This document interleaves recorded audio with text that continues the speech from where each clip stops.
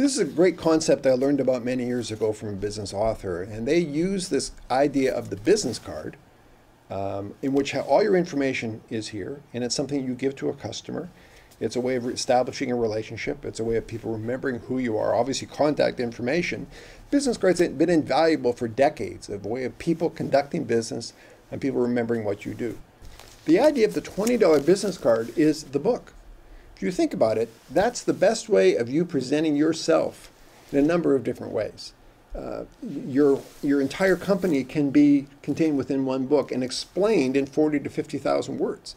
That makes it much more relevant and much more interesting than a business card.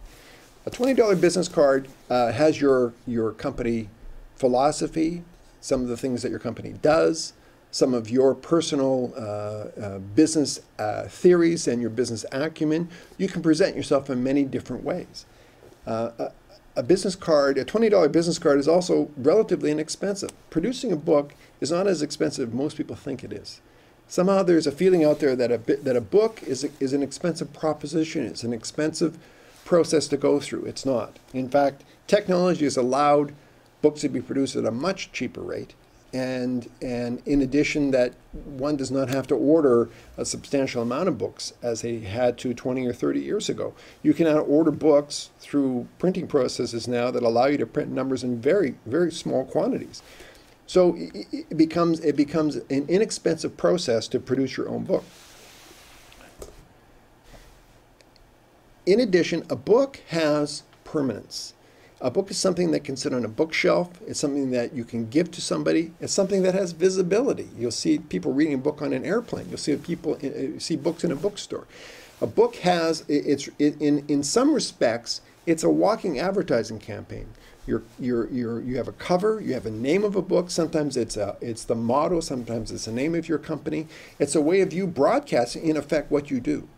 That's much better than a business card that sits in somebody's wallet or in somebody's desk drawer. A book has a visibility. A book is also something that you can give to somebody. It's a gesture. You can autograph a book as a way of memento, as a way of thanking somebody. So a book has a certain intangible quality about it that I think gives business people a way of making them unique from their competition, a way of them singling themselves out from what other people are doing, and I think a way of really, in effect, broadcasting their company in a relatively easy way.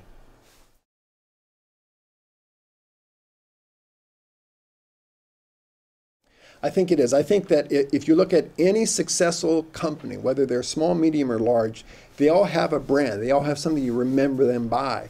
And I think a book, for many authors, is really that key part of their brand and of their marketing platform. That if you can develop a good brand, a good name for your book with a good subtitle of something that allows you to broadcast that over and over again through media, through workshops, through speeches, whatever it might be, you're constantly reinforcing your business philosophy, your business acumen, and that's a very powerful tool.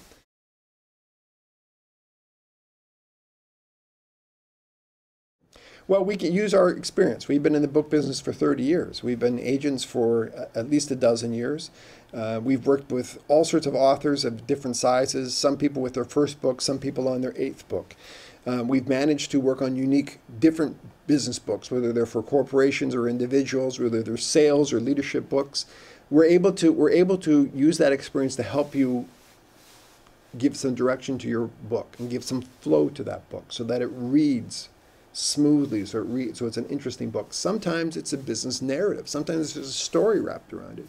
Sometimes it's straight facts. Sometimes it is giving clear direction to people. There's different ways a book can be approached, and some people like the story, narrative aspect, and some people like to be, in effect, told what to do. So it really depends on what type of business owner you are, what type of entrepreneur you are, and how you best illustrate getting your business done. Some people can build their business by telling stories. It's a great way of building a business. Use stories to illustrate what you do. Well, a book can do that as well. You can illustrate your point by telling stories. And there's a number of books that have been very successful doing that.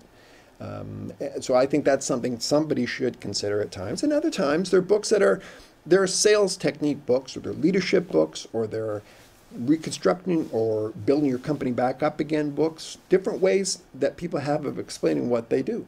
So you can use Brilliant Idea books to help you decide what direction you should take. We can develop different scenarios for you so that you can decide what works best for me. What do I feel comfortable doing here? Do I want to tell a story, or do I want to give straight factual information?